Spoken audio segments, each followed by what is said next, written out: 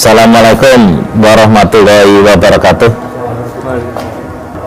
Yang terhormat adik-adik sekalian dan saudara-saudara yang sangat berbahagia, kita berada di rumah asal muasalnya Setia Hati Terapi.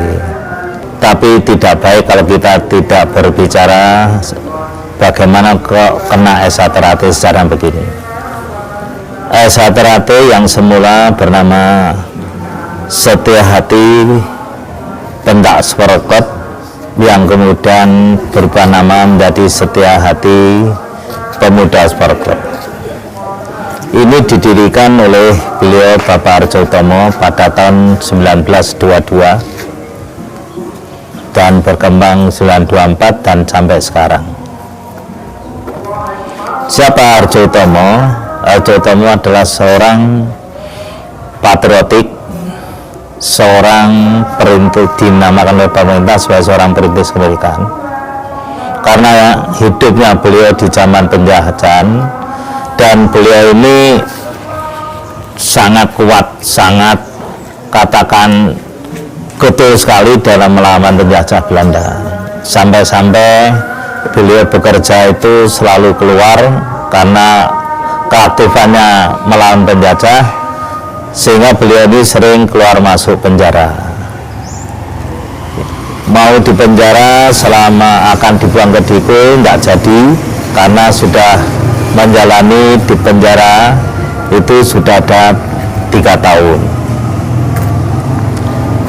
Mulai tahun 25 terus beliau itu keluar masuk penjara, sehingga latihan-latihan Esa Terapi seringkali diteruskan oleh anak didiknya yang dikatakan pada saat itu ada teman-teman sahabat-sahabatnya.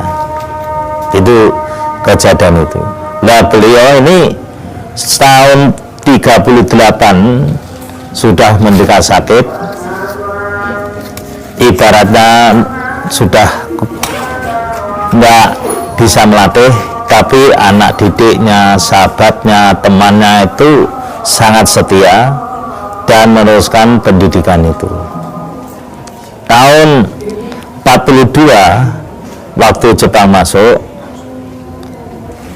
maka Esa Terapi disepakati di dalam katakan itu musyawarah bersama-sama kadang-kadang Esa Terapi kala itu, atas usul yang namanya Suratno Surangpati, tokoh Indonesia Muda, mengusulkan SAPSC, Esa Pemuda Sporokot, dirubah namanya menjadi Setia Hati Terapi. Esa Terapi itu mulai tahun 53 setelah tidak perguruan lagi menjadi organisasi persaudaraan. Jadi Esa Terapi itu bertumpu pada paseduluran. Ini terbukti waktu saya kecil di Surabaya ada Esa Terapi dipimpin oleh Pak Darsono Arjindro. Kemudian di Mojokerto ada Esa Terapi dipimpin Pak Wedono. Di Madiun ada Esa Terapi dipimpin Pak Arjo Utomo, Pak Tomo Mangkujoyo. Nah, kemudian di Solo ada Esa Terapi dipimpin Mak Murtaji. Ada di Jogja yang dipimpin oleh Pak Sayo. Ini tidak ada hitam di atas putih sebagai hitam, tapi tujuan utamanya sama, untuk didik, menjadikan manusia betul-betul tak dan tak salah. Bagaimana mencapai ini? Ya, melalui pencaksilat. Melalui pencaksilat, ternyata pencaksilat indektif pendekar itu indektif orang yang selalu membela kaum yang lemah. Kalau penjajah melawan penjajah. Kalau gitu Esa Terapi baik. Loh, terus ilmunya apa? Ilmunya mengenal jati dirinya sendiri. Karena setelah mengenal jati dirinya sendiri, kita tidak akan sulit mengenal orang lain. Karena orang mengenal jati diri berarti harus mengakui kelebihan dan kekurangannya. Berarti persaudaraan itu menjadi rangkaian antara Satrate dan cabang. Iya, hubungannya. Jadi saya dengan Surabaya, saya dengan Jakarta, saya merasa tidak lebih. Hanya ada rasa saling hormati. Kelebihan bagaimana? Belum tentu. Yang Jakarta itu lebih rendah. Nah, itu perguruan. Kita bukan perguruan. Kita senang. Saudara Jakarta, saudara di Bandung lebih hebat, senang. Bedanya situ. Hubungannya yang benar persaudaraan. Lalu tenggang rasa, hormat menghormati, itu yang jadi. Pak, kembali ke rumah ini, bahwa harapan Bapak terhadap warga Setiati ke depannya dengan apa adanya rumah ini, Pak, harapan Bapak apa, Pak? Harapan saya pada saudara saya, tahu cikal bakalnya hanya seperti ini, maka rumah ini yang saja mau saya jadikan museumnya Satrate, sehingga saudara kami bisa mengaca.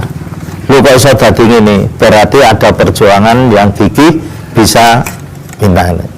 Dan bangunan yang sekarang ada di Satrate itu tidak ada melibatkan satu orang, dua orang dan minta bantuan dari pemerintah, dan enggak. Itu murni dibiayai Satrate, tapi bukan murni dibiayai oleh oknum Satrate. Enggak. Kok bisa? Nyatanya bisa. Ya alhamdulillah, dulur-dulur Satrate bisa menyadari, memahami. Yang saya inginkan kerukunan, kebersamaan, lillahi ta'ala kalau bantu. Itu yang ada sih.